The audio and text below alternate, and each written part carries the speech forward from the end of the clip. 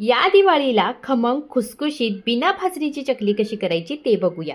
इथे 1 वाटी डाळव्याचं पीठ घ्यायचं, जो आपण चिवड्यामध्ये डाळवं घालतो त्याचं हे पीठ बनवलेलं आहे. 2 वाटी तांदळाचं पीठ, 1 छोटा चमचा हळद, आवडीनुसार लाल तिखट घालायचं, 2 चमचे पांढरे तीळ, चवीनुसार मीठ, थोडासा ओवा, 4 चमचे कडकडीत तेलाचं मोहन घालायचं आणि सगळं मिक्स करून घ्यायचं.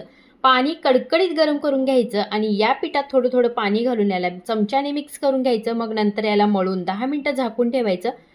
आता याला पुन्हा एकदा हलक्या हाताने मळून घ्यायचं आणि चकलीच्या साच्याला तेल ग्रीस करून घ्यायचं आणि बाकीचं पीठ आपल्याला झाकून ठेवायचं. तुम्ही आवडीनुसार लहान मोठ्या चकल्या गाळून घेऊ शकता. त्याच्यानंतर या चकल्या आपल्याला गरम तेलामध्ये सोडायच्या. पहिल्यांदा तेलामध्ये सोडल्यानंतर बरेचसे बुडबुडे येतात आणि चकली जशी भाजल तसे बुडबुडे कमी व्हायला लागतात. मग चकली आपल्याला बाजूला काढून घ्यायची. मस्त खमंग खुसखुशीत चकली तयार आहे.